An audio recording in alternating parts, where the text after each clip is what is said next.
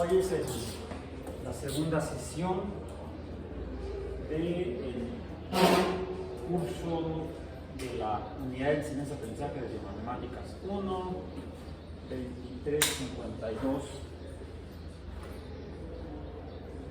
035, trimestre 22P, grupo BB02. Ok.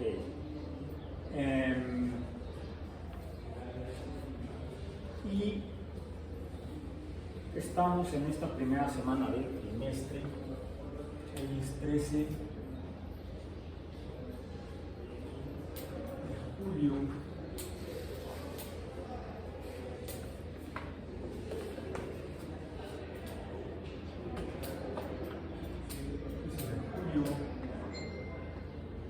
De 2022. Biomatemáticas.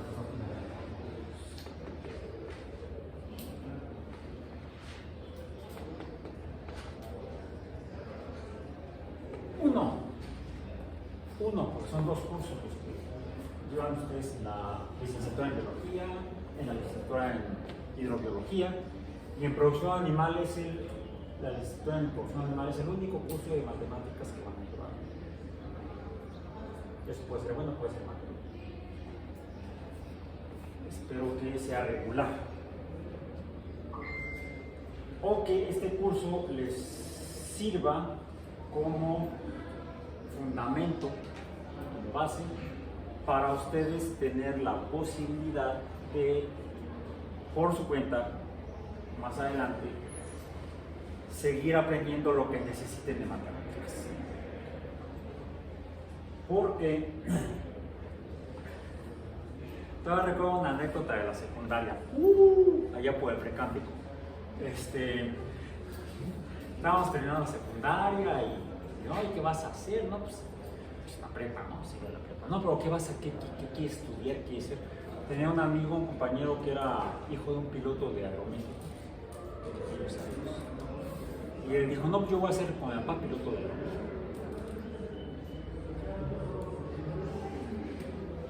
Es piloto de Aeroméxico.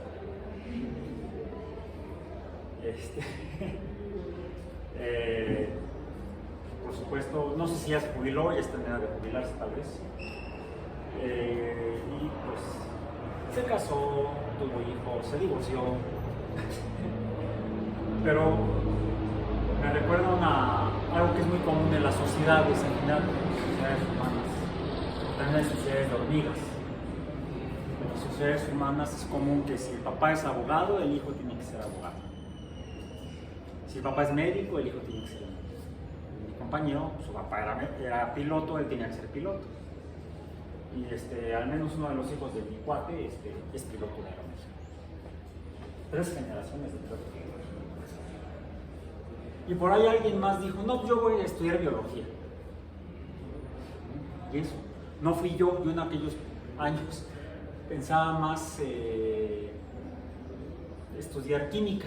No sé, me llamaba en esos momentos más la atención la química que la biología.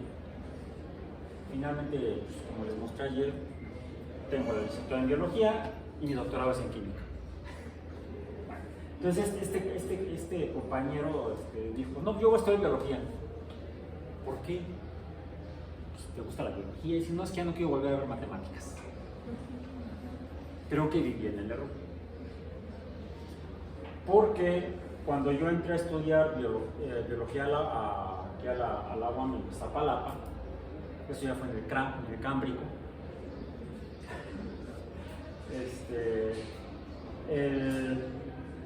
ya sabía yo, porque revisé el plan de estudios, y ya sabía yo que en el primer trimestre llevábamos 4 unidades de enseñanza-aprendizaje, y de esas 4, una era matemáticas.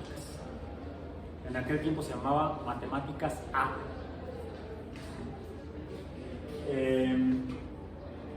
Después, como les comenté ayer, pues llevé otros 3 cursos de matemáticas. Matemáticas B, C y D. Curiosamente, en el programa de matemáticas, no biomatemáticas.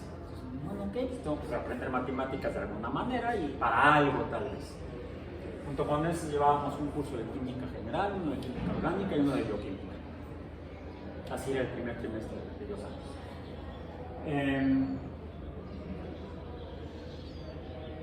También recuerdo cómo se pedaba mi profesor de matemáticas, se pedaba Marentes. Así llegó cuando se presentó el primer día de clase, dijo, soy el profesor Marentes. Vamos a ver, vamos a llevar el curso de matemáticas, y puso en el pizarrón, escribió el título de 4 libros de matemáticas. Matemáticas para la biología, biología y matemáticas, y no un poco eran otros, de los cuales jamás vimos nada. Ese primer curso fue básicamente sobre funciones. ¿Ya revisaron el programa de este curso? ¿Sí? ¿Antes de inscribirse o después, o no lo han revisado? ¿O quieren vivir en la ignorancia? O mejor día a día lo van descubriendo. Si pueden conectarse, conéctense y abran el sitio web para que veamos todos el programa de matemáticas, el programa de biomatemáticas 1. Finalmente, periódicamente se van cambiando los planes y programas de estudio en las escuelas, incluso en las universidades. En la UAM no es ajeno a ese fenómeno. Y de cuando yo estudié la licenciatura en biología, el plan actual tiene diferencias. Una de ellas es que en lugar de 4 cursos de matemáticas llevan 2, y ya no sean matemáticas A y B, podría ser. De hecho, cuando se cambiaron esos en una modificación de planes de estudio, se cambiaron por matemáticas 1, 2 y 3, ya le habían quitado una. Ya no fueron 4, sino que nada más fueron 3. Y actualmente en el plan de estudios, aquí lo tengo yo, no el plan de estudios, sino bueno, sí tengo el plan de estudios, este es de la licenciatura en biología. Tengo aquí las cartas, lo que se conoce como las cartas descriptivas de los cursos, unas hojas blancas muy feas. Dice Unidad Iztapalapa, programas de estudios, Universidad Autónoma Metropolitana, Unidad Iztapalapa, División de Ciencias Biológicas y de la Salud. Nombre del plan, licenciatura en biología. Clave 2352036, lo que dije hace un momento, unidad de enseñanza, aprendizaje, biomatemática, no me entienden, biomatemáticas 2, era 35, ¿no? La otra. Ahora que dije 36. Déjenme, me recorro y voy a encontrar la de matemáticas, geología, climatología, biomatemáticas 1, ya ven. Pues, percibía yo que estaba equivocado. Biomatemáticas 1, clave 2352035, créditos 10 créditos. Ya entendí. Tipo obligatoria, ¿ya? A bajarse a su tierra. Trimestre, para el caso de la licenciatura en biología, está asignada al 5º trimestre. En las otras 2 licenciaturas puede variar. En hidrobiología, ¿quién está? ¿Para qué trimestre corresponde? Segundo. Bueno, ahí al menos te dan un trimestre para adaptarte y habrá sido matemáticas. A mí fue así, directo a la nariz. Primer trimestre. En producción animal, tercero. Segundo, tercero, quinto. Ok, bien. Por cierto, hay otra licenciatura en biología en la División de Ciencias Biológicas. ¿Sí saben cuál es?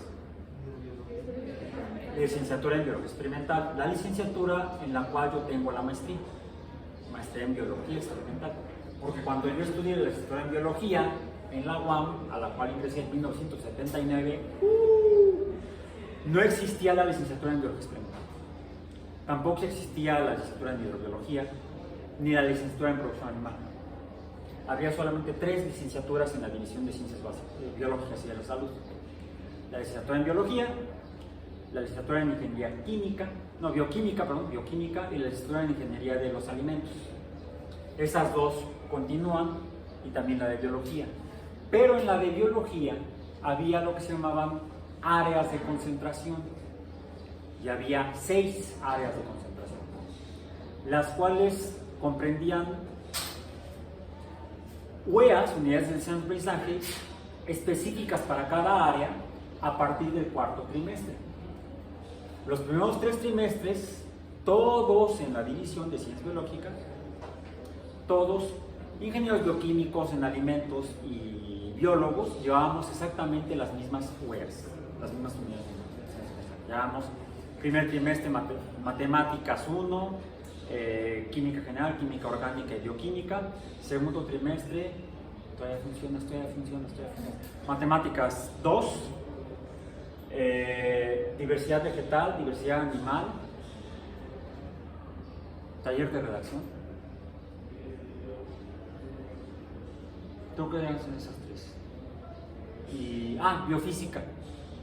Biofísica 1. En el tercer trimestre llevamos matemáticas 3, fisiología general,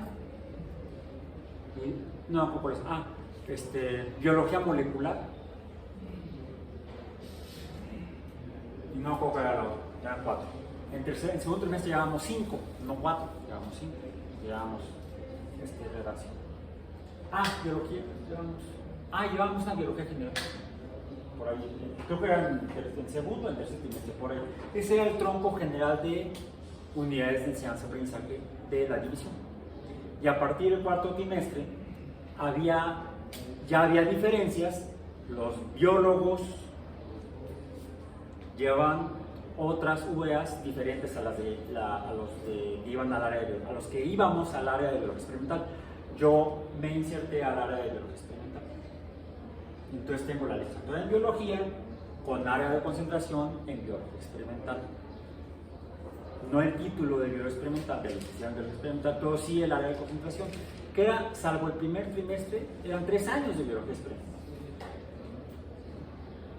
Entonces ya no llevé algunos cursos que sí llevaban los de biología general, en la cual había 3 áreas de concentración: ecología, botánica y zoología. Había el área de concentración de hidrobiología y el área de concentración en biología de la reproducción. No era producción animal.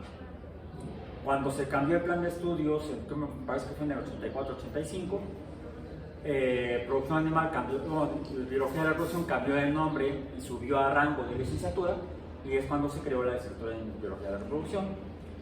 Hidrobiología subió de rango de área de concentración a licenciatura independiente.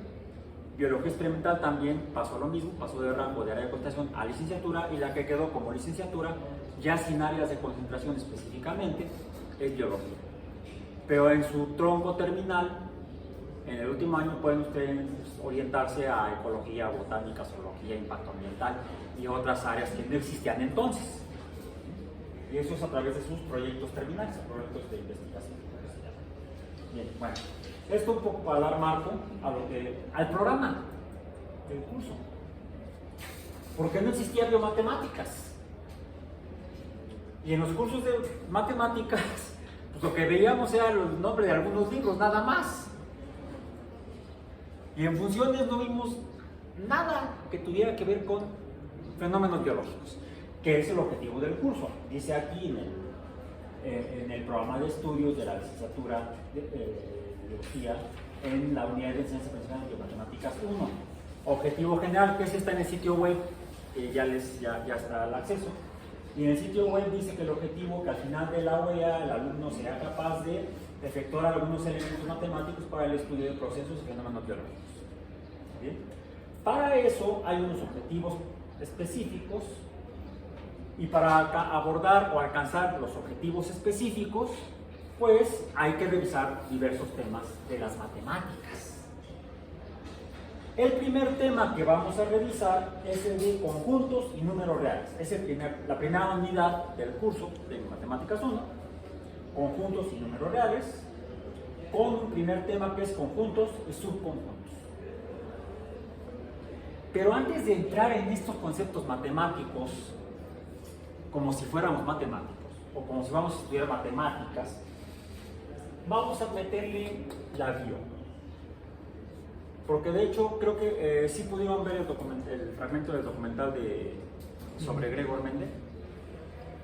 Cuando lo vi por primera vez ese documental, me llamó la atención esa parte precisamente intermedia, donde reseñan de manera muy elocuente cómo se presentó a la comunidad de estudiosos de las ciencias naturales entonces, porque la biología como tal no existía en 1865.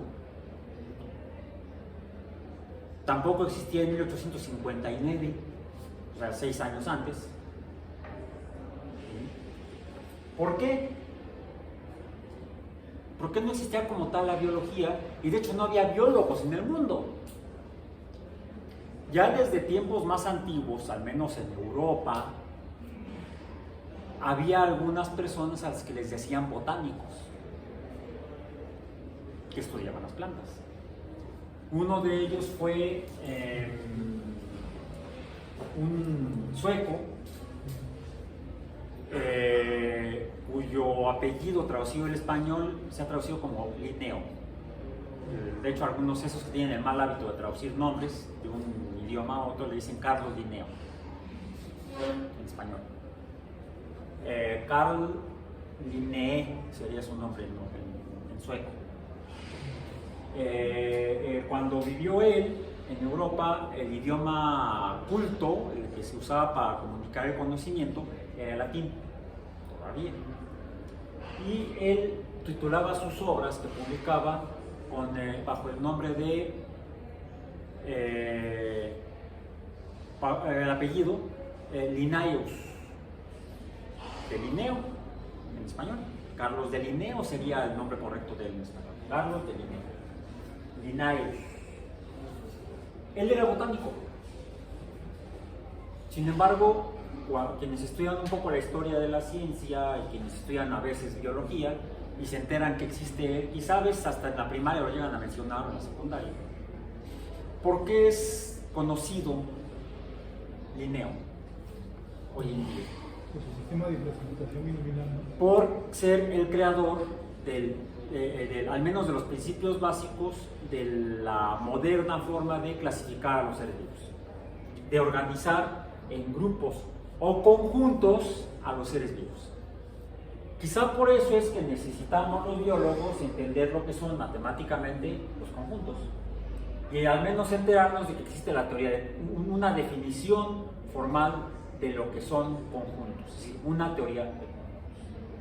Por eso lo abordaremos siendo biólogos, aprendiendo matemáticas como la teoría de conjuntos, tratando de entenderla más bien, ¿no? Más que entendamos el aprender como el entender el conocimiento. ¿Para qué carambas nos va a servir? ¿Para qué un biólogo necesita saber matemáticas? Como mi compañero de la secundaria, no voy a estudiar biología porque ya no quiero saber nada de matemáticas. Ya no lo volví a ver, no sé qué habrá estudiado finalmente. Pero al menos pareciera ser que de acuerdo a uno de los trabajos intelectuales que son fundamento para que posteriormente se construyera el conocimiento que ahora llamamos biología, un botánico tuvo que usar conceptos que, por cierto, cuando él hizo un trabajo de clasificación de los seres vivos, la teoría de conjuntos no existía. Sin embargo, usó el concepto. La teoría de conjuntos es planteada por matemáticos a finales del siglo XIX. Googleen rápidamente cuándo vivió Linneo. Me parece que él es del siglo XVIII. Puedo estar equivocado, porque no me acuerdo de todo. Ya mi edad, ni mi estado, ni memoria no es la misma de antes. Entonces, quizá por eso es que necesitamos, por la historia de la biología, nos demuestra que necesitamos saber algunos conceptos matemáticos, matemáticas, yo diría matemáticas y no matemática, porque necesitamos al menos enterarnos, entender y quizá aprender a utilizar diferentes herramientas matemáticas, diferentes herramientas de la matemática de conjuntos, la matemática numérica, y eso es lo que vamos a abordar el día de hoy, a partir del documental que vieron y el artículo que les indiqué que necesitamos no leer todo. Si quieren leerlo todo, es muy útil para alguien que está formándose como futuro biólogo, conocer de primera mano, aunque no en alemán, creo que lo escribió en alemán, el texto original, traducido al español, del trabajo que presentó Gregor Mendel en la sociedad, en la sociedad naturalista de Brno, se llamaba así. Lo menciona en el documental. ¿En qué año vivió Linneo? 1707. ¿Cuándo? 1707 a 1778. Siglo XVIII. No estaba yo errado, no soy caballo para estar errado. Es con H. Errado sin H es error. Dice que la ortografía no sirve. Bien, bueno. Eso nos va a llevar a usar conceptos que son de teoría de conjuntos, de la filosofía que da lugar a la teoría de conjuntos, que son indispensables para entender por qué cuando usamos los métodos de la ciencia tenemos que hacer ciertas cosas de una manera específica y no como se nos dé la gana. Okay. Entonces, la historia de biología, vemos que en el siglo XVIII, vamos a poner así, más que en 1700 no sé qué, en el siglo XVIII, y usemos estos números,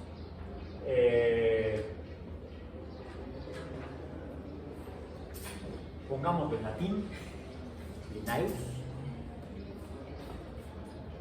desarrolla las bases de la sistemática, ¿no? Dijiste. O sea, los sistemas para organizar, clasificar los organismos y saber que unos son de un tipo, otros son de otro tipo, unos se parecen a unos y son diferentes de otros. Básicamente es eso.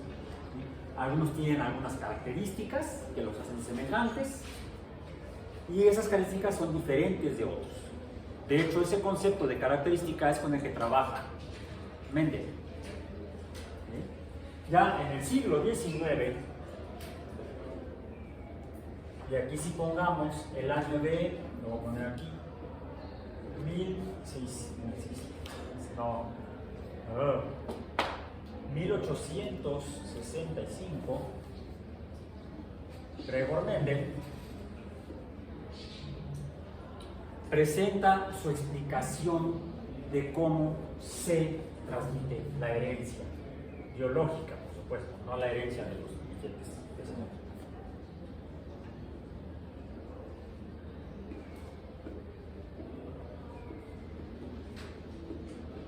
Su propuesta, hipótesis diríamos en ciencia, no teoría, hipótesis. Para que sea teoría debe confirmarse, debe verificarse eso que estaba diciendo Mendel era cierto. En la reunión de la asociación en Brno, de la asociación de ciencia natural en Brno, presenta su modelo de la herencia biológica, para explicar cómo es que los hijos se parecen o no al papá y o a la mamá. No importa cuál sea el orden, inicialmente.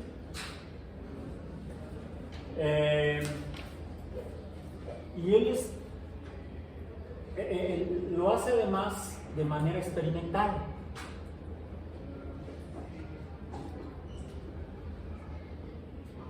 Diríamos que es biología experimental.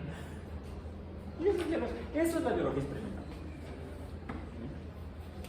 Luego lo hace trabajando con plantas. Aunque él se inspira no solamente en cómo ve él que los agricultores producen las plantas que consume la gente, sino incluso él también le llama la atención el trabajo que hacen los ganaderos, que crían ovejas o vacas y toros, por supuesto, y cómo es que los ganaderos, la ganadería y la agricultura logran producir, las personas que hacen ganadería y agricultura logran producir lo que ellos quieren. vacas que produzcan más leche o que sean más carnosas, plantas que produzcan más semillas o más grandes las semillas, o incluso hasta el color, la apariencia que sea más atractiva para que nos dé menos asco comer, por ejemplo. Esas son las características, que sea de un color y no de otro, que sea más lisa y no arrugada. Esas son las características con las que trabaja, por ejemplo, Linné, que distinguen a un organismo, a una especie de otra.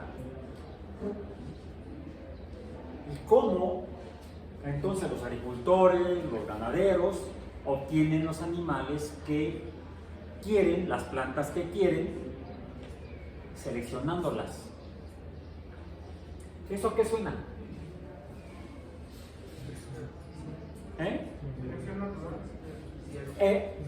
Lo que hacen los agricultores y los ganaderos, y también los que producen yogurt, no sé quiénes sean esos, o los lactobacilos, esos que ven en vasitos, son de origen japonés. ¿Esos qué serían? Agricultores, ganaderos,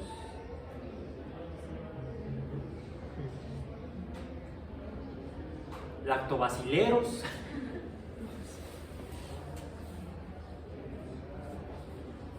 La herencia es el mecanismo que permite seleccionar por las personas artificialmente organismos que tengan características deseadas, buscadas o esperables al menos.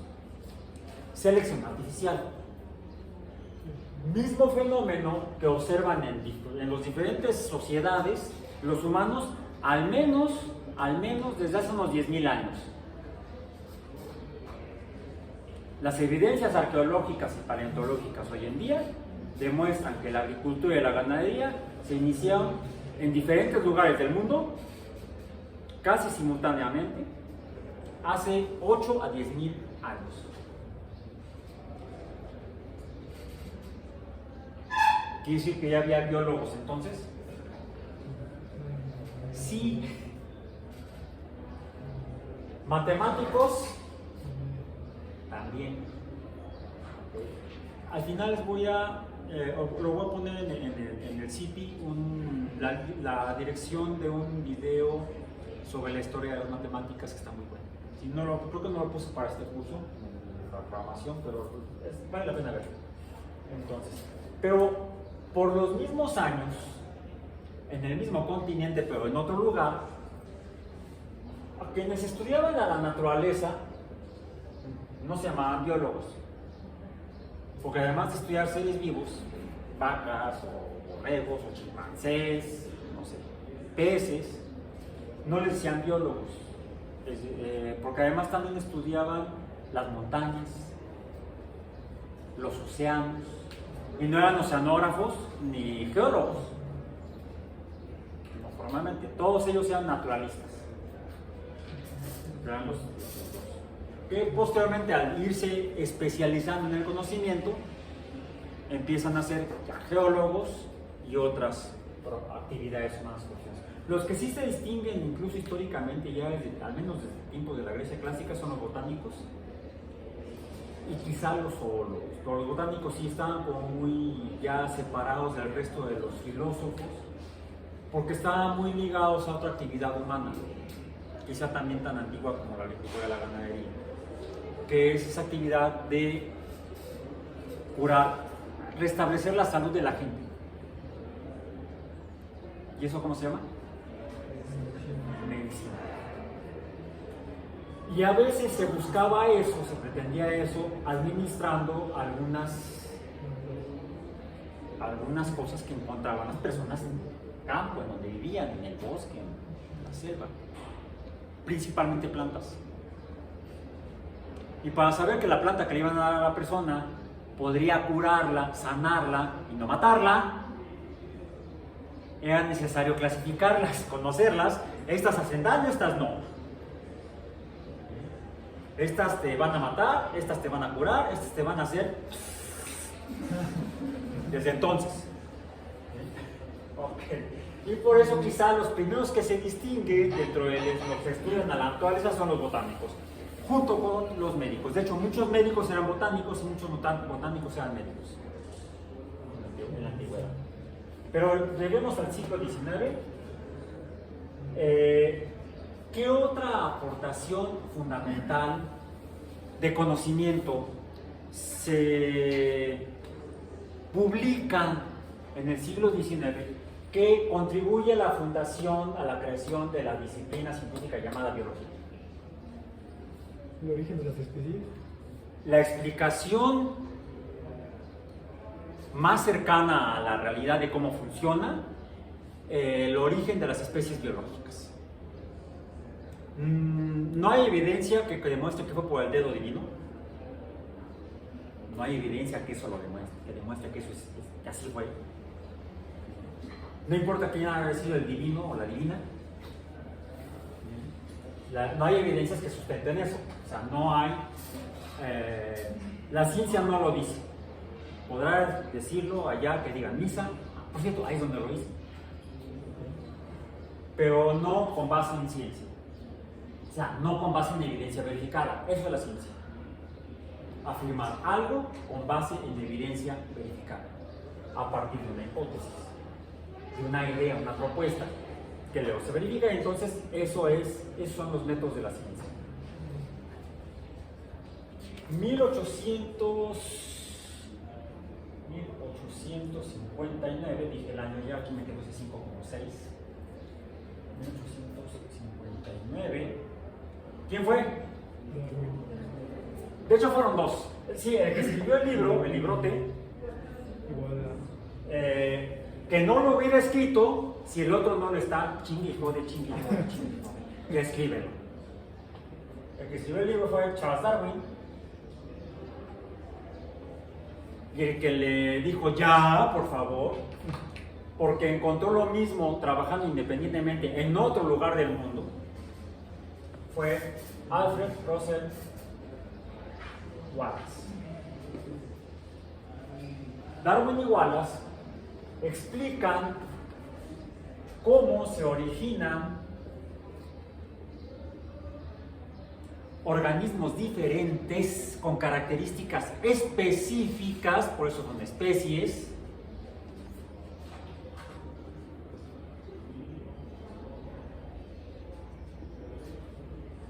biológicas, pero a través de un mecanismo específico, porque no es la primera hipótesis que trataba de explicar cómo se originaban las especies, no por aparición divina. De hecho, uno de los primeros, o de las personas que, originalmente plantearon esa hipótesis o explicación posible de cómo se originaban las especies fue precisamente el abuelo de Charles Darwin. Él y otros como Jean-Baptiste Lamarck decían que las jirafas se habían originado porque eran originalmente antílopes, allá en África. Antílopes, no antílopes. Antílopes, esos son otros. Ellos se originan de otra manera. Los antílopes no alcanzaban las hojas de las plantas más altas y entonces para poder alcanzarlas estiraron el cuello después. Y así dieron origen a las jirafas. O sea, se adaptaban para poder explotar un producto en el ambiente. ¿Sí? Es una explicación de tipo adaptativa. De ahí que venga, de ahí esté el verbo adaptar como una palabra y concepto en la explicación del origen de las especies por medio de la biología o a través del conocimiento biológico. Pero eso es la teoría de Lamarck y el abuelo de Charles Darwin. Se me olvidó el nombre. No, Robert T. Alpha, que era médico. El papá de Charles Darwin era médico. Se me olvidó el nombre del abuelo. Bien. Lo que encontraron Darwin y Wallace es que la evidencia en sus exploraciones, lo que ellos encontraron en el campo y cómo lo encontraron y cómo lo relacionan con el lugar específico donde encontraron diferentes organismos muy parecidos, pero con características diferentes, dependientes del entorno, y para eso ambos echaban mano de otro campo del conocimiento científico distinto a la biología, pero que contribuye a entender mejor la biología, la geología. Porque lo que más había estudiado Darwin en la Universidad de Edimburgo, de la cual nunca se graduó, fue geología. Fue lo que más le gustaba cuando estaba estudiando ahí. Él originalmente estaba matriculado en la Universidad de Edimburgo para estudiar medicina con su papá. El papá es médico y dijo que tiene que ser médico. Pero en las primeras clases a las que entra a la Universidad de Edimburgo, lo llevan al anfiteatro a hacer disecciones en cadáveres que estaban más verdes que las cortinas de la UAM. Y el muchacho salió vomitando y no quiso volver a saber nada de la medicina. Me recuerda una anécdota familiar de un tío que igual lo mandaban a estudiar medicina y él salió también por piernas, igualito. Primera semana de clases al anfiteatro a ver cadáveres y terminó siendo arquitecto. Entonces, la medicina ayuda a definir vocaciones. Entonces, a través de los estudios geológicos, que Darwin manejaba muy bien la geología, le ayuda a interpretar mejor las diferencias entre organismos en diferentes ambientes. Y se da cuenta entonces que hay una relación entre el ambiente y los organismos que sí existen ahí.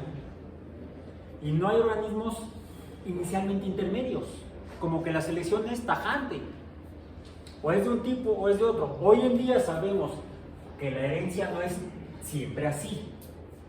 Sí hay entre azul y buenas noches, pero es porque finalmente la presentación o las ideas de Mendel sobre la herencia biológica son las primeras, es el fundamento básico de cómo funciona la herencia. Después se hacen hallazgos complementarios y se entiende mejor que la herencia tiene variaciones, la herencia biológica tiene variaciones en sus mecanismos.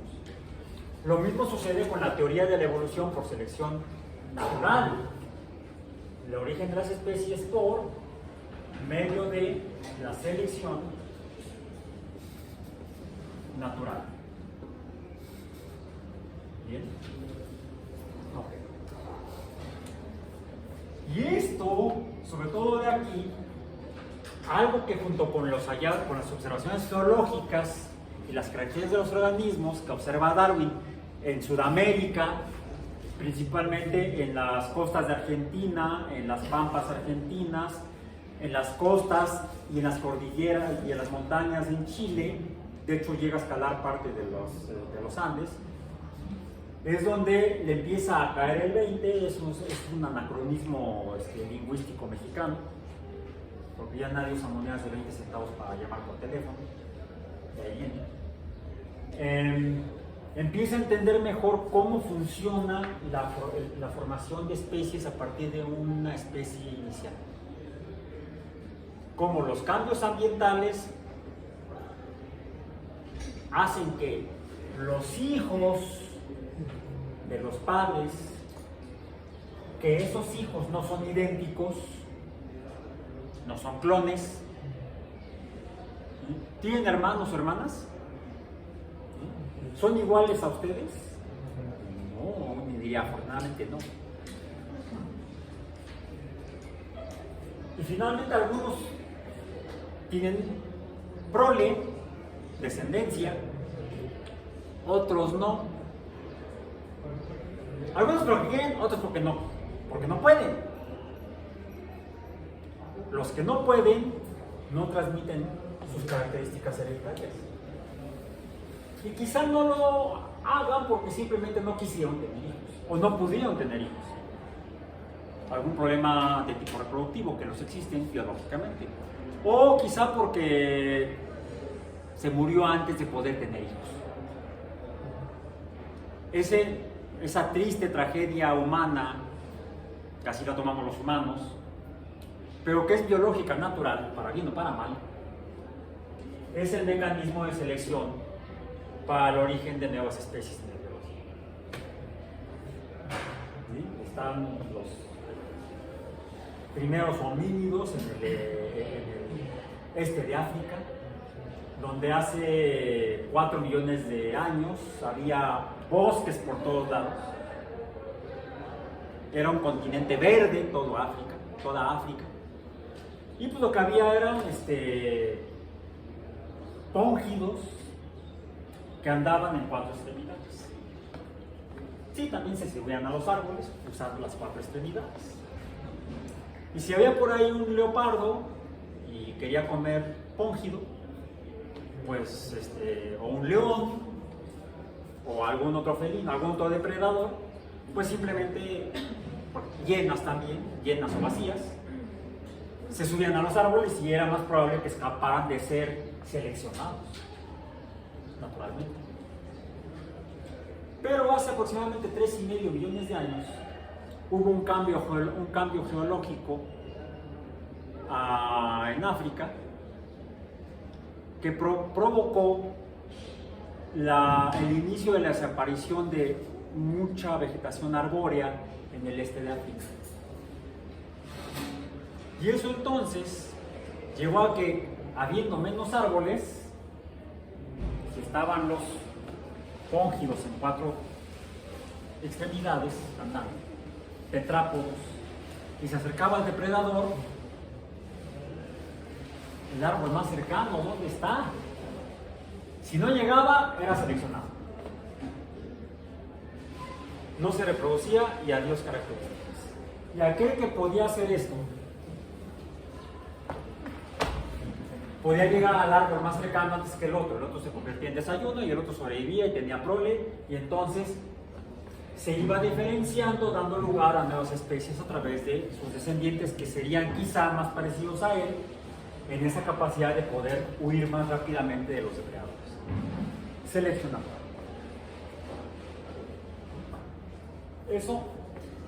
A eso contribuye la explicación de Mendel a esta diversidad reproductiva.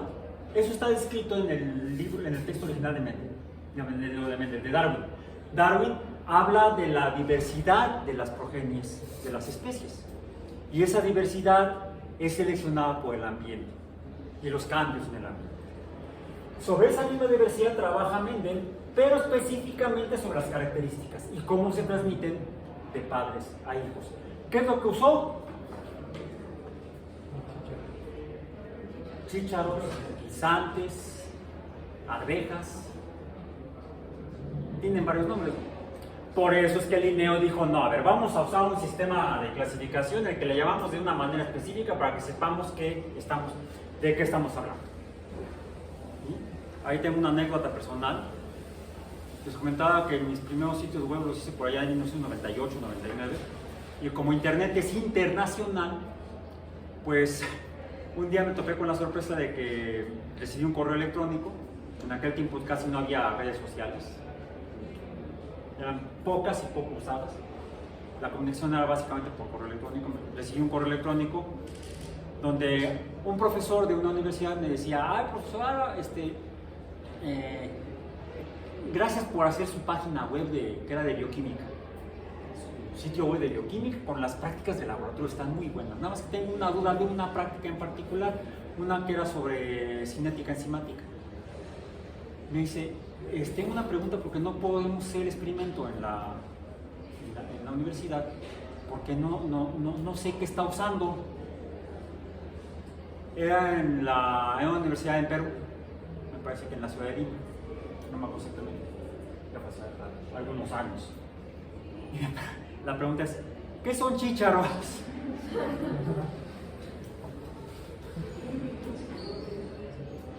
Solamente en México a esas cosas verdes o amarillas, lisas o rugosas les decimos chícharos. En otros lugares donde dicen que hablan español,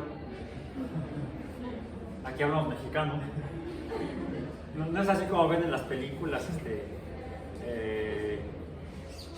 la Buzz Lightyear en español, en castellano o en español mexicano, por ejemplo. ¿Sí? No, hay diferentes palabras para designar diferentes cosas, entre esos los chícharos. Ya son guisantes. Son guisantes. Gracias por ver. Gracias, profesora, pero ¿qué son guisantes? Ah, ya, guineo. No, ahí viene, ¿cómo se llama? Las especies. Aquí lo tengo, tengo que cambiar de libro digital.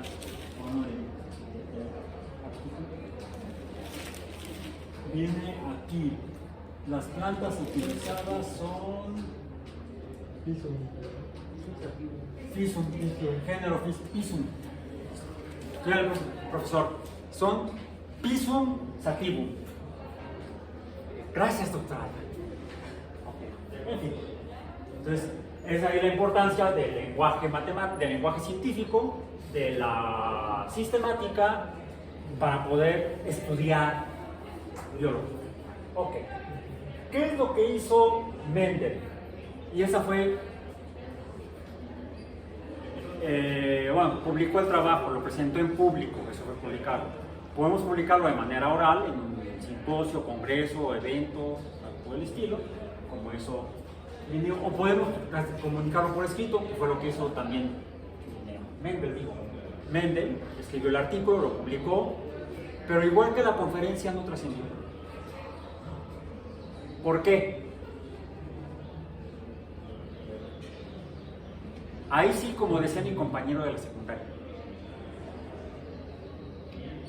desafortunadamente, por cuestiones históricas, los practicantes de la botánica, aunque fueran médicos, estaban separados desde tiempos de los griegos de otros filósofos, por ejemplo los filósofos matemáticos. Estando los filósofos matemáticos más asociados a otros campos del conocimiento filosófico, pues ciencia, como por ejemplo con los astrólogos entonces, actualmente astrónomos.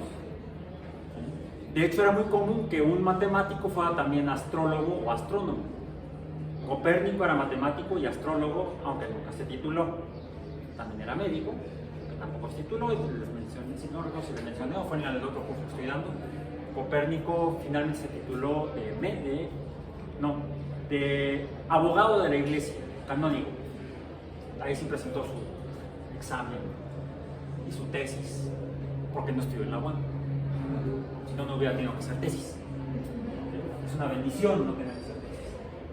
Ok, entonces, los matemáticos estaban más asociados a otros campos de conocimiento, a la geometría, que la geometría antiguamente no era matemática, era la medición de la Tierra. ¿Qué es lo que significa? La medición de la Tierra era la geometría. Pero terminan fundiéndose en lo que podríamos llamar las ciencias matemáticas. Las matemáticas y la aritmética, la geometría, la trigonometría, que es la medición de ángulos, que es la que usaban los astrólogos para medir distancias entre estrellas, medir el tiempo se medía con el movimiento de los astros. Y el tiempo es una cantidad muy útil para entender cómo funciona el mundo inmaterial, por ejemplo. Lo que da lugar a, posteriormente ya, no en el siglo XVIII, sino en el siglo XVI, a la física. A partir de la evolución de la astrología hacia la astronomía moderna, a partir precisamente de los trabajos de Copérnico. Pero Copérnico era un caso raro porque era matemático y médico. Hacía matemáticas y hacía medicina. Hacía matemáticas que le permitía medir y hacer cálculos astronómicos, y esas matemáticas y esos estudios astronómicos le sirvieron para ayudar a la iglesia en Roma a corregir el calendario que tenía un error ya de 10 días. Por eso es que algunos dicen que otro matemático y astrónomo, ya no astrólogo, pero sí astrónomo, Isaac Newton, nació el 25 de diciembre. Por eso algunos dicen que festejan la Newton Mass, la newtonividad, en lugar de la Navidad o la natividad, el otro. Cuando no, Newton nació el 4 de enero. Está registrado 25 de diciembre porque él nació en Londres y en Londres no usaban el calendario romano porque se había peleado Enrique VIII con el Papa. Esa parte de la historia, por ahí revisen. Entonces fundó la iglesia anglicana, separándose de la iglesia romana. Después se da la bronca de Lutero con el Papa y se crea la iglesia luterana. Antes de la... Es más, es en tiempos de Copérnico, en el siglo XVI. El calendario actual, ya corregido con esas matemáticas obtenidas de mediciones astronómicas por gente como Copérnico, es aprobado por el Papa Gregorio en 1582. Y Newton nació en 1543. O sea, antes de que existiera el calendario actual. Por eso está registrado en el calendario. Mentira, no, mentira. 1643, Newton. 1643. 1543 cuando murió Copérnico. Newton nace al año siguiente, en realidad, en el del que murió Galileo. Galileo murió en 1642 y Newton nació el 25 de diciembre de 1642, no, el 4 de enero de 1642. Cuando muere Galileo, ya está Roma usando el calendario gregoriano, desde 1582. El calendario gregoriano lo adoptan los ingleses apenas en el siglo XVIII. Entonces, desde entonces casi todos los usamos el calendario gregoriano. Eso en cuanto a la importancia de la matemática. Pero sirve para la astronomía, para medir el tiempo, para medir las actividades humanas con el calendario. Pero en la biología, ¿qué caramba? ¿Qué le pasó a Mendel cuando presentó su trabajo sobre herencia en la Sociedad de Ciencias Naturales?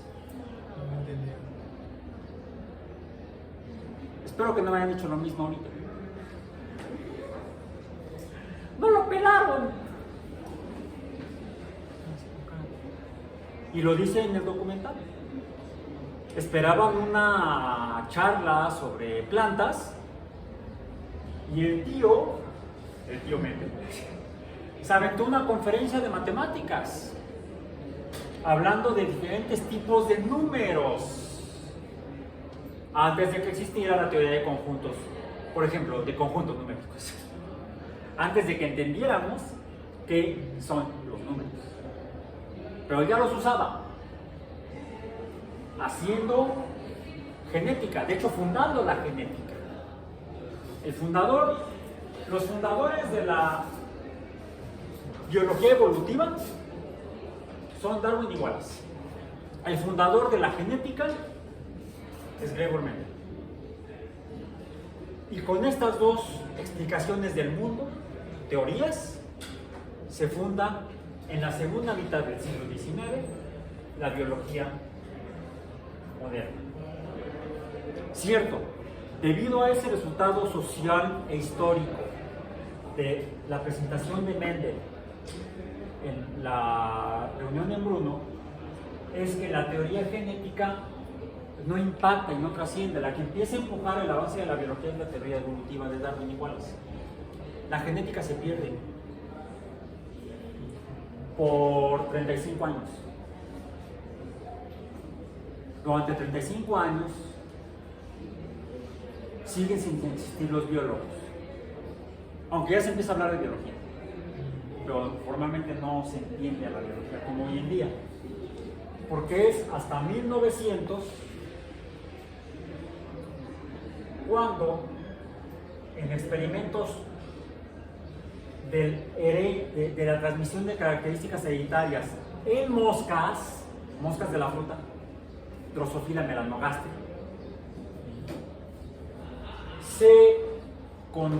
se redescubren los hallazgos de Mendel y formalmente se funda la genética como el estudio biológico de la herencia en los cerebros. Pero ¿qué fue lo que hizo Mendel?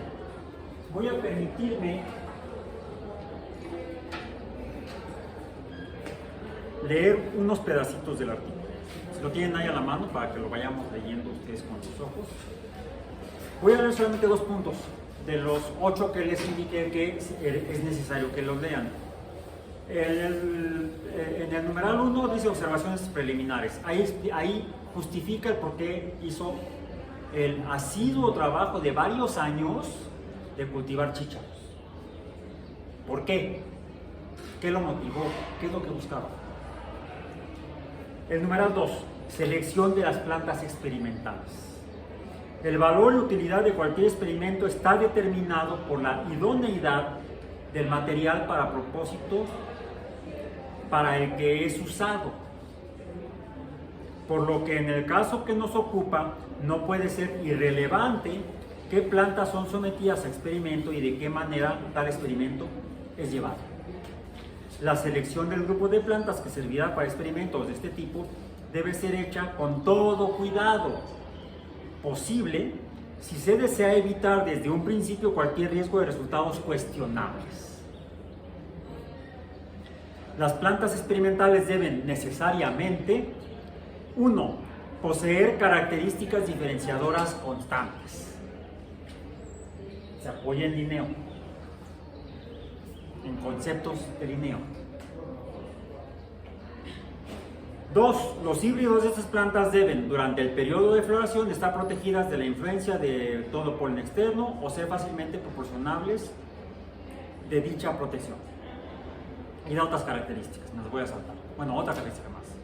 Habla de la fecundación accidental, bla, bla, bla, bla, bla. O sea, esta es una, todavía hoy en día, fundamental recomendación a aquel profesional de la ciencia en general y de la biología en particular, que se plantee realizar una experimentación, un experimento para poder probar una hipótesis. Si esto no lo hacen, es probable que el experimento falle y no sea concluyente, que los resultados sean confusos o no fácilmente explicables por problemas metodológicos de diseño en el experimento. ¿Por qué Mendel escribe eso cuando va a estudiar la reproducción en chícharos? Porque Mendel, afortunadamente, aunque venía de una familia muy pobre, de hecho por eso lo mandaron a un monasterio, porque la familia no podía sostenerlo, y entonces a él y a sus hermanos los mandaron a muy pequeños a estudiar y formarse para ser monjes, para que los mantuviera la iglesia. Entonces, pues que Mendel se convierte en monje. De hecho, se ordena precisamente, y sí es un sacerdote de la Iglesia Católica ya. Nada más comentario aparte como breviario cultural. Por ahí, recordando un poquito a Copérnico, que he dicho que era matemático, aunque nunca se graduó de eso más que de abogado de la Iglesia. Hay quienes en libros de astronomía o de historia de la ciencia dicen que Copérnico era un sacerdote católico, o era monje católico, o era clérigo católico, mangos. Él nunca estudió teología y nunca se ordenó como sacerdote, nunca tomó los votos de alguna orden religiosa. ¿Trabajó para la Iglesia Católica, la Iglesia Romana? Sí, pero como abogado. como burócrata, dirían por ahí. Pero nunca se ordenó, nunca estudió para ser sacerdote. Darwin sí, iba a ser teólogo anglicano, pero igual que la medicina no le gustó. Terminó sin título universitario. Mendel tampoco obtuvo título universitario. Ya estando en la orden, se me olvida qué orden fue en la que se insertó y tomó los votos. En el monasterio, del monasterio lo mandaron a estudiar a la Universidad de Viena, a estudiar física, y entró a la carrera de física. De hecho fue alumno de Doppler, el descubridor de las ondas, del fenómeno de contracción y elongación de las ondas sonoras de objetos en movimiento. Fue discípulo de Doppler en la universidad, pero nunca se tituló. Mendel, Doppler sí, Mendel no. Entonces tenía formación científica seria, universitaria, profesional, aunque no tenía título profesional. Tenía tenía título de sacerdote católico, tenía al menos un título. Diría una de mis hijas, tenía el pinche papelito. Ok, bien, me voy a saltar a el numeral 5, la primera generación a partir de los híbridos. La primera generación a partir de los híbridos. En esta generación reaparecen junto con los caracteres dominantes también los recesivos con sus peculiaridades totalmente desarrolladas, y esto ocurre claramente expresado en una proporción media de 3:1.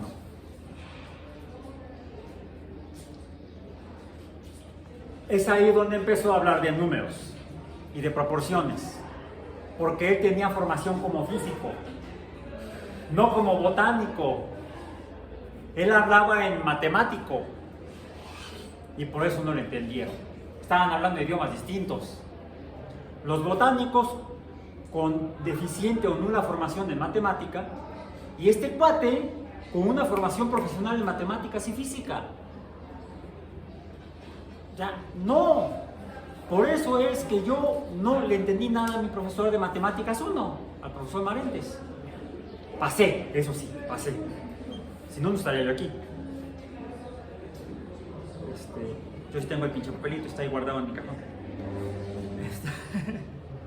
Ok.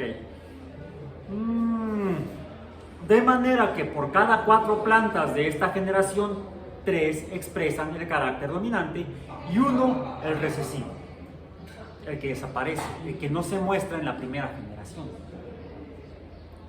Esto se ve reflejado sin excepción en todos los caracteres que fueron investigados en los experimentos.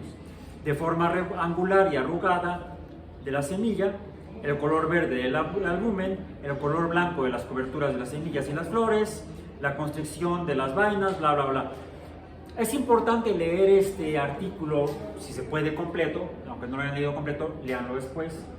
Porque normalmente los libros con los que uno estudia desde la secundaria hasta la universidad, los libros generales de biología o de biología general, e incluso en los de genética, donde se aborda la teoría mendeliana, solamente hablan de las semillas, de los guisantes, chícharos o de los pisum.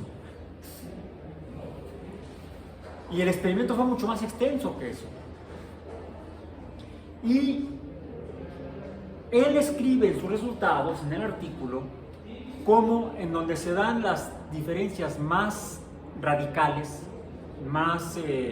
con mayor capacidad de resolución, de diferenciación entre una característica y la otra, se da en algunas y no en todas las características que él estudia. Por ejemplo, en la talla. En el talla o tamaño o altura de las plantas no es tan clara la diferencia de la característica de plantas largas, plantas cortas. Ahí él no abunda más. Desafortunadamente, y ahorita me está cayendo así como que estoy teniendo un proceso psicológico personal, terapéutico. A Mendel sí le impactó de manera muy importante el hecho de no haber sido bien recibido por la comunidad botánica de Bruno. Haciendo alguien diría,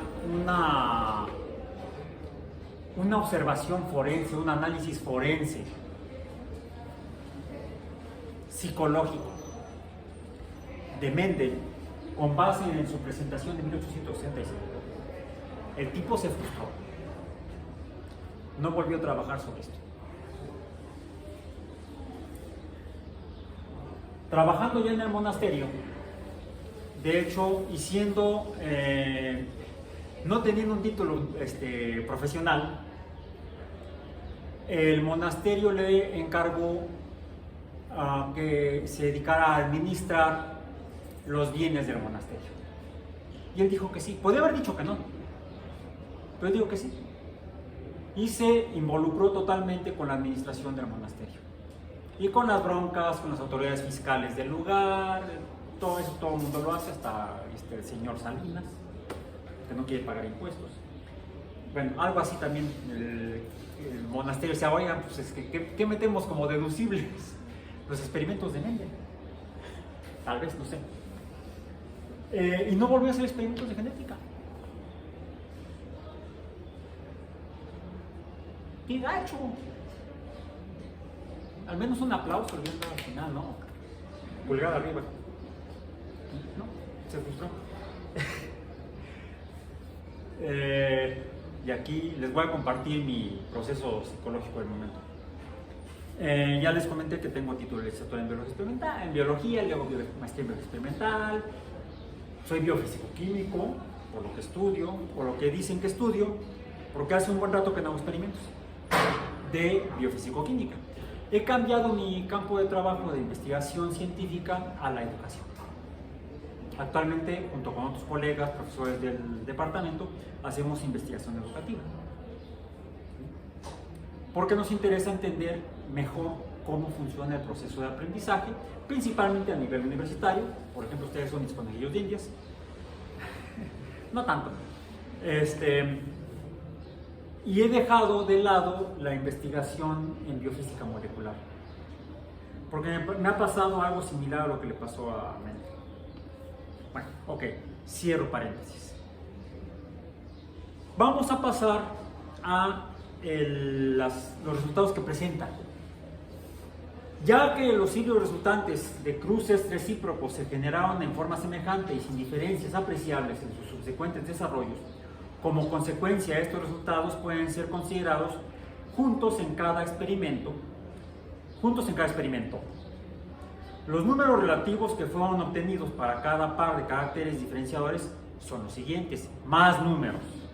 Experimento 1, forma de semilla, de 253 híbridos, 7.324 semillas fueron obtenidas del segundo año de prueba. Entre ellas, 5.474 eran redondas o redondeadas y 1.850 angulares y arrugadas. De ahí se deduce una proporción de 1,96 a 1. Observación. Fíjense cómo están escritos los números. Fíjense. Es más, si consideran necesario, cópienlos en su cuaderno, tal como están escritos. Y eso es importante que lo hagamos, y por eso lo voy a hacer en rojo para que se note. La tapita. Dice, en el primer experimento, Mendel, experimento 1, de 253 híbridos, 53 puse el H de híbrido, 253 híbridos, voy a poner H nada más, coma, 7, 3, 2, 4 semillas fueron obtenidas del segundo año de prueba. ¿Qué me falta? Hay un punto. 5.474 redondas.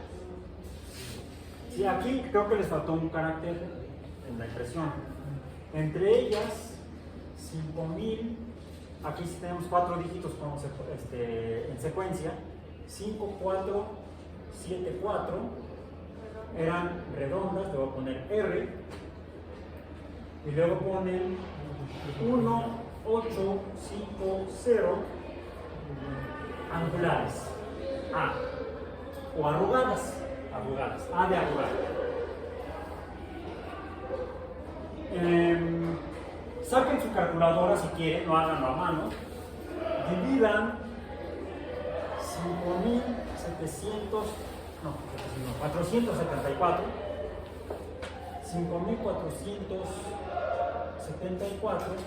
entre 1850. Es más, aquí hay un punto, escríbanlo como está ahí. 5474 entre 1.850. ¿Cuánto? ¿Usaste punto? A ver, como está escrito 5474 y 1.850. 2.958.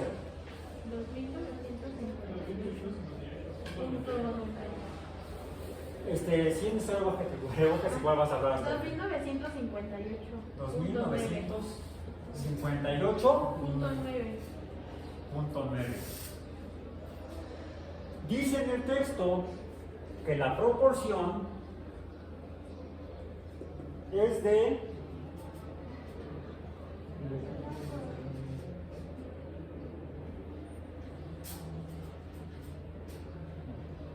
aquí estoy escribiendo 2 puntos 1.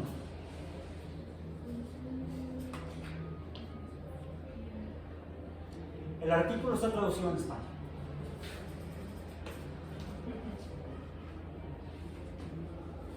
El artículo está traducido en español. Y hay un error tipográfico, o sea, un error de impresión. Aquí faltaría un punto. Pero, y eso es importante que lo mencionemos, porque el uso de números para contar cosas o características, como por ejemplo el espacio entre esta banca y el fin de esta tarima. ¿Cómo se llama a ese espacio? En línea recta. Longitud. La distancia en línea recta se llama longitud. Es así se llama, esa característica. El espacio entre dos puntos se llama longitud. El espacio en línea recta es la longitud. Y se puede cuantificar. En otras palabras, se le puede asignar un número y a esto le llamamos medir. Usamos uno de los usos de los números, así como lo usó Mendel para contar chícharos, usó los números para contar chícharos. Copérnico usó los números para hacer el calendario. El Sistema Internacional de Pesas y Medidas nos dice que podemos usar los números para medir propiedades en el espacio como la longitud.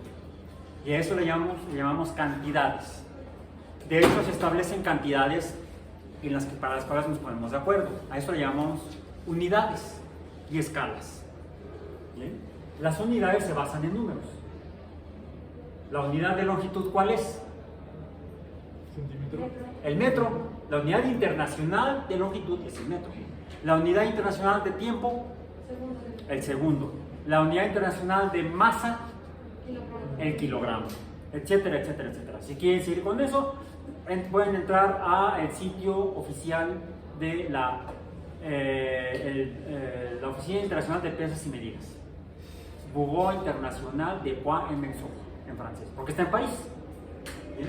Y ahí vienen todas las cantidades básicas y derivadas, creo que se llaman, con las que medimos todo en el mundo usando números. ¿Bien? Okay. Está en París, en Europa. Nosotros estamos del otro lado del charco, ¿bien? En América.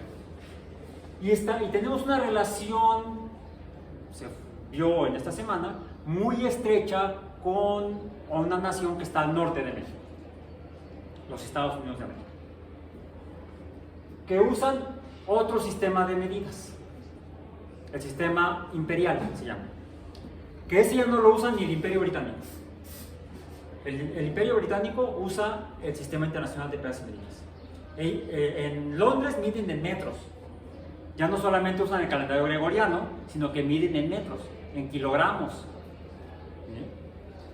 En cambio, si uno pasa de Ciudad Juárez al Paso, o de Tijuana a San Diego, que no, en Tijuana para ir a San Diego tienes que tomar el trolley, porque lo que está del otro lado no, ¿cómo se llama el pueblito? Pasas de usar kilogramos a usar libras. Pasas de medir las distancias grandes, las longitudes grandes en kilómetros, o sea, miles de metros, a medirlas en millas o en suyas. Es un desmadre. Pero no solamente cambian las unidades que usan ellos. Nosotros vivimos en un mundo de medición como lo de la pandemia ahorita, híbrida. No es ni no es, ni es ni no es. Usamos metros, usamos kilogramos como unidades, pero la forma en la que la representamos no es la europea, es la americana. En la cual en Europa usan lo que le llaman la coma decimal.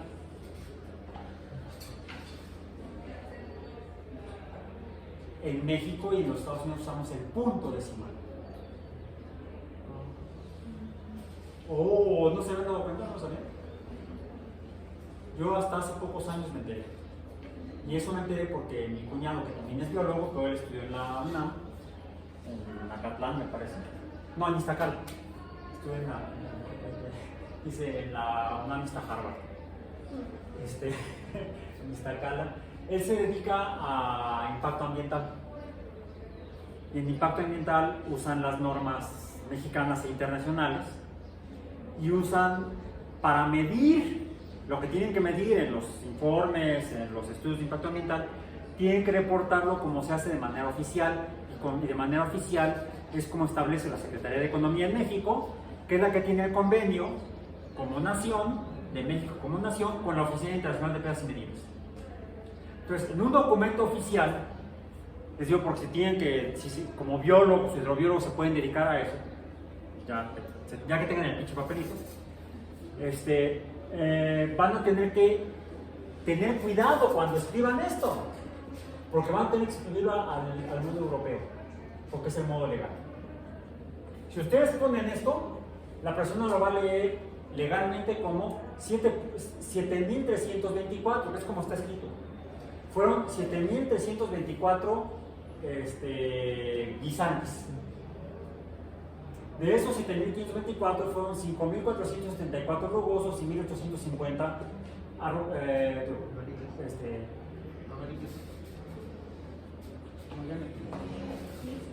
lisos.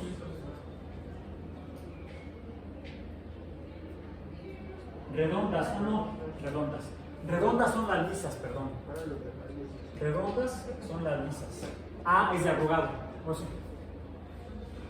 No sean rugosos, sea lisas y arrugadas. Además, en los libros, bueno, si me hice bolas ahorita, en los libros de biología dicen lisas. En el texto original dice redondas. ¿Bien? Entonces, es otro aspecto. Así como en los libros de historia de la astronomía dicen que Copérnico era monje, en los libros de genética a los chícharos le dicen lisos en lugar de redondos. Por eso es importante leer los textos originales. Es medio engorroso, pero hay que hacerlo. Es recomendable, es muy recomendable. Entonces, bueno, aquí lo voy a escribir en negro.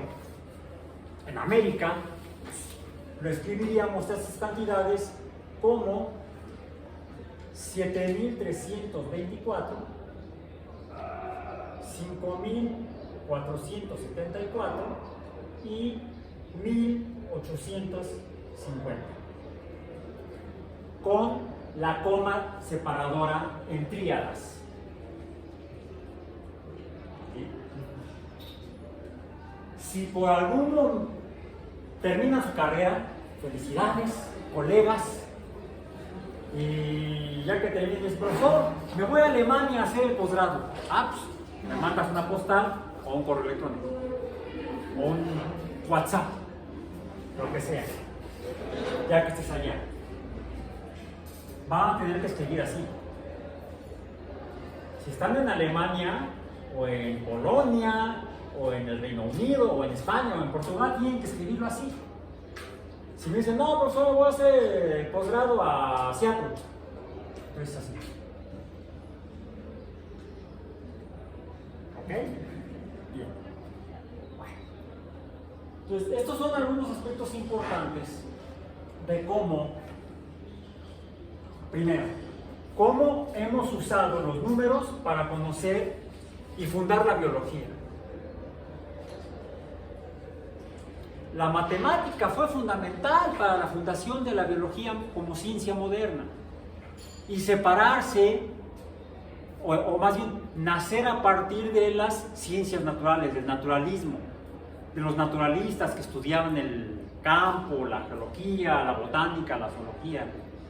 Todavía no la ecología, esa ciencia del siglo XX. La ecología como tal surge en el transcurso de la década de 1930 más o menos. Entonces la biología va creciendo a partir de la segunda mitad del siglo XIX, a partir de la teoría de evolución por selección natural de Darwin y Wallace, y a partir del redescubrimiento en 1900 de la teoría genética original de Mendel de 1860. Y una herramienta fundamental es la matemática. De ahí la necesidad de ver a las matemáticas y biología como biomatemáticas y no como un pinche curso que tenemos que pasar. No. Aquí no están, en este curso y en esta aula y en este trimestre no van a estar aquí para pasar. Estamos aquí para aprender. Aprender a usar la matemática para hacer lo que nos apasiona, que es conocer cómo funciona la vida. Si no lo hacemos así, estamos anclados en el siglo XIX. Ni siquiera en el siglo XX, en el siglo XIX, donde lo más que hacen los biólogos son biólogos cuentapatas. No, también contamos genes y codones. Ya hablando de genética molecular, por ejemplo. ¿Bien? Bueno, entonces, mucho cuidado con los números. Ahora sí hagan la división. Es más, aquí por eso no le puse yo nada. Si dividen 5.474, estoy escribiendo con negro para hacerlo al estilo americano, vamos a tener un acuerdo incluso a partir de este momento, para el resto del trimestre. Vamos a escribir al estilo americano, que es la que estamos habituados. Esto lo hice para que fue como un breviario cultural y para que tengan conciencia en caso de que emigren al otro lado del charco. ¿Bien? No olviden la postal. 1850. ¿Cuánto es el cociente? 2.95. ¿Sí? 8. 8. Redondeando, me da el 6. A 1. Por eso es que en el texto dice 3 a 1 la proporción. Porque está redondeado. Este es el modelo matemático. Este es el resultado experimental. La realidad es así. El modelo matemático es un modelo idealizado. Es una teoría, una explicación general, idoneizada. ¿Sí? Tiene sus irregularidades, su superficie rugosa como los chícharos, arrugada, digamos. no como dijo la R, de redondo. ¿Sí? Sí. Ninguna teoría ya aceptada como teoría es ni completamente exacta, ni precisa, ni definitiva. Tiene sus irregularidades, sus arrugas, sus errores, sus imprecisiones.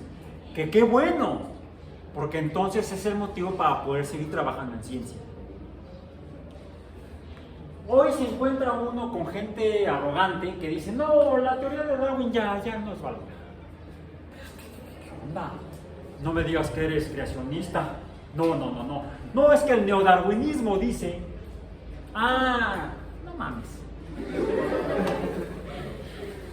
O también no falta que diga, no, Einstein se equivocó.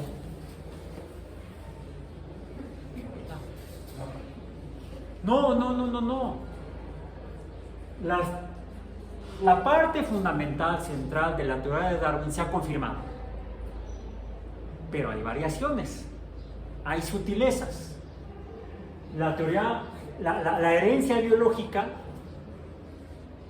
funciona, como dice Mendel, en lo más básico y elemental, pero hay otros mecanismos complementarios, dado que la biología es así de rica.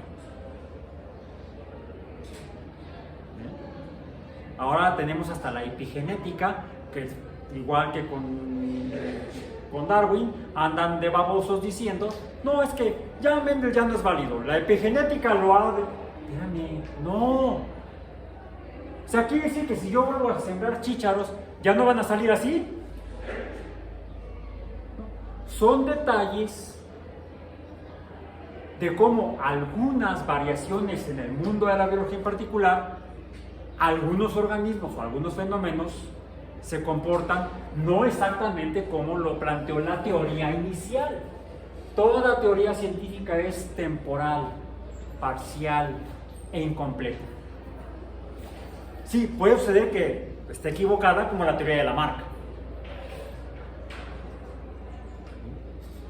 Es así, le pasó como a Claudio Ptolomeo, excelente matemático y astrólogo, director de la Biblioteca de Alejandría en el año 150 de nuestra era, pero que, ahí sí, aunque su modelo geocéntrico, matemático, permitía predecir con gran precisión y exactitud la posición de los planetas a lo largo del año y de los años, los astrólogos es lo que usaban hasta tiempos de Copérnico para poder predecir la posición de los astros y decir si el rey se iba a morir o no. Eso ya ahora es lo que terminó llevando a la astrología a ser una pseudociencia.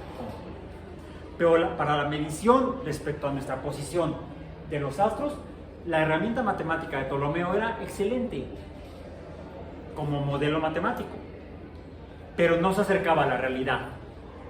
No hay esferas de cristal en el espacio. No. Hemos enviado naves espaciales a Venus, a Mercurio, a Marte, a Júpiter, incluso afuera del sistema solar, y nunca hemos escuchado un crash porque la nave espacial chocó con las esferas de cristal. No. Era un muy buen modelo matemático, pero desviado de la realidad. Curiosamente, el modelo matemático de Copérnico era malísimo comparado con el de Ptolomeo, pero su estructura era más cercana a la realidad. Sí, los planetas giran alrededor del Sol. Era su primer postulado. Su segundo postulado, en órbitas circulares, no. Ahí sí estaba equivocado. Quien lo corrigió fue Kepler, como casi 60 años después, de hecho más de 60 años después, de 1543 a 1609, donde Kepler dijo, no, sí, los planetas giran alrededor del Sol, pero es en trayectorias elípticas, no circulares. Y además, decía Copérnico, además ya Copérnico decía que el Sol no estaba en el centro de la trayectoria circular. Eso de que era geocéntrico, el mismo Copérnico lo dice que no. Entonces no podría ser teoría geocéntrica, simplemente digamos teoría copernicana. Kepler encuentra que los planetas giran en elipses estando el Sol no en el centro de la elipse, sino en uno de los dos focos de la elipse. Teoría de Kepler, primera ley de Kepler, válida todavía ahorita. Es con la que calculamos las órbitas de los satélites que mandamos al espacio, o los que mandamos a que orbiten alrededor de Marte o de Júpiter, que lo hemos estado haciendo. Bueno, como humanidad, yo ninguno, yo no le hago eso. Me gusta, pero no lo hago. Entonces, este es el modelo. No es que tengan que salir 3, es que tienen que ser 3,000 chícharos. No. O el cociente tiene que dar 3,000, no. Depende de cuántos chícharos hayas obtenido. Mientras más chícharos trabajes, más paciencia de monje, pero budista tienes, para contar chícharos, y más te acercarás al 3:1.